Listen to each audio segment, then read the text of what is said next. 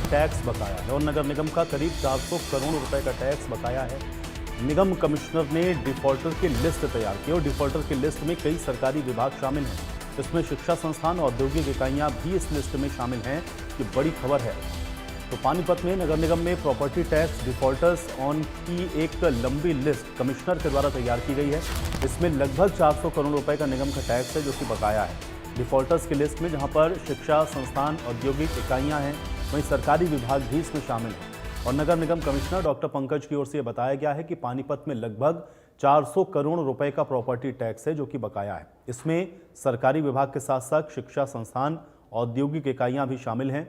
उन्होंने ये भी जानकारी दी है कि सरकारी विभाग का लगभग 50 करोड़ रुपए का प्रॉपर्टी टैक्स है जो कि बकाया है।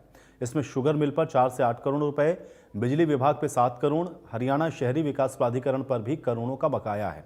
कमिश्नर ने कहा है कि निगम जो टैक्स लेता है वो शहर के ही विकास में खर्च करता है, लेकिन हम अपने लक्ष्य से बहुत पीछे चल रहे हैं।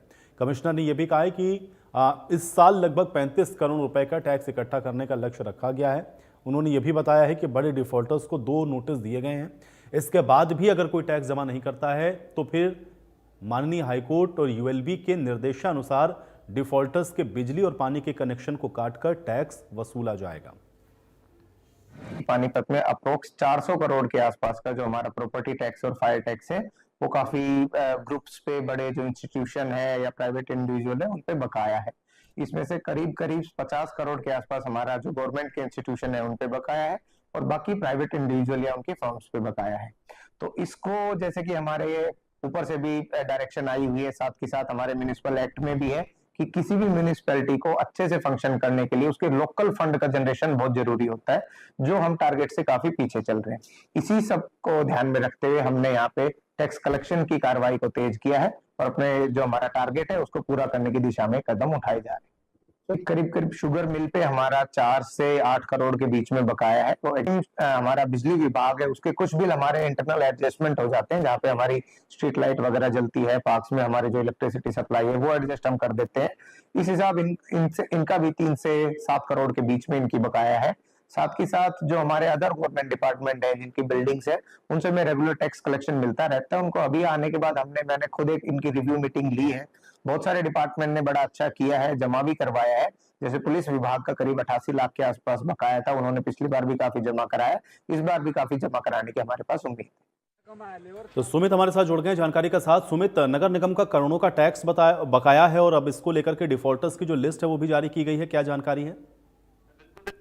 नगर निगम का जो है करोड़ों रुपए का टैक्स वो शहर के अंदर बकाया है, जिसमें बड़े नामी संपत्तियां भी हैं, बड़े शोरूम भी हैं और उनके साथ साथ कुछ सरकारी डिपार्टमेंट भी हैं, जैसे पानीपत का शुगर मिल हो गया, हरियाणा शहरी विकास प्राधिकरण का ऑफिस हो गया।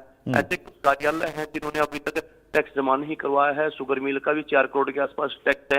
एचएसवीपी का भी जो है कई करोड़ रुपए का टैक्स जो है वो बकाया है और साथ के साथ जो बड़ी बिल्डिंगें हैं शहर के अंदर, मॉल हो गए या बड़े शोरूम हो गए, उनका टैक्स में जो बकाया है। और अब विभाग द्वारा जो है कमिश्नर द्वारा एक लिस्ट जारी की गई है कि करीब 400 करोड़ रुपए निगम द्वारा जो है वो शहर से टैक्स वो लेना है और लिस्ट जारी कर दी गई है। और विभाग द्वारा अब 2 नोटिस जो है वो सभी डिफॉल्टरों को भेजे जा रहे हैं। अगर नोटिस के बाद भी कोई अपना टैक्स जमा नहीं करवाएगा तो उसके बाद जो है विभाग उन लोगों पर एक्शन लेगा। एक्शन इस प्रकार से लिया जाएगा, किसी की बिजली बंद कर दी जाएगी तो किसी का पानी बंद कर दिया जाएगा। अगर उसके बाद भी कोई टैक्स नहीं जमा करवाएगा तो जो है नगर निगम द्वारा उन बिल्डिंगों को जो है पानीपत के अंदर सील किया जाएगा। चलिए सुमित, बहुत शुक्रिया इस बातचीत और जानकारी के लिए।